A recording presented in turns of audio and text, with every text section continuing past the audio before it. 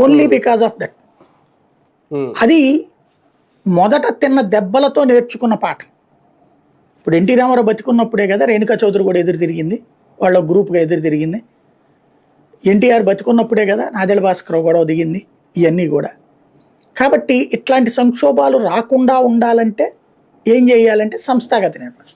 ఇప్పుడు జగన్మోహన్ రెడ్డి వరుస దెబ్బలు తిన్నాక ఇవాళ సంస్థాగత నిర్మాణం మీద దృష్టి పెట్టాడు. నేను చెప్పిన దాంట్లో 6 నెలల్లోపు సంస్థాగత నిర్మాణం బూత్ స్థాయి కమిటీల దాకా ఉంచడం అన్నటువంటిది. ఇది ఒక పాజిటివ్ సిగ్నల్ వైసీపీ. నెంబర్ 2, మాట్లాడటమే కాదు వినడం. ఎన్టీ రామారావు కూడా మొదట్లో అదే సమస్య, మాట్లాడేవాడు కానీ వినేవాడు కాదు. ఆయన్ని ప్రసన్నం చేసుకోవడమే ఉంటే చాలు, ఎవరికైనా పదవులు వచ్చేస్తే లేకపోతే ఎవరైనా వెళ్ళిపోతారు. చంద్రబాబు నాయుడు అట్లా కాదు, ఫైనల్గా తను తీసుకునే నిర్ణయమే అమలు చేస్తాడు, కానీ ఎదుటి వాళ్ళ మాటలు విన్నట్టు ఫీల్ క్రియేట్ చేస్తాడు ఆయన.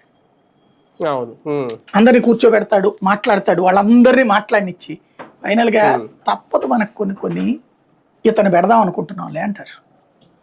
ఈ లోపు ఎమ్మెల్యే క్యాండిడేట్ అయినా ఎంపీ క్యాండిడేట్ అయినా అంతా ఆయన డెసిషన్ తీసేసుకుని వచ్చి ఉంటాడు. కానీ ఇక్కడ మీ అభిప్రాయం ఏంటి 4-5 పేర్లు వస్తున్నాయని చెప్తాడు. అందరిది అయిపోయాక సరే మీ అందరి మాటలు విన్నాక నా డెసిషన్ అయితే ఇది అని చెప్తాడు.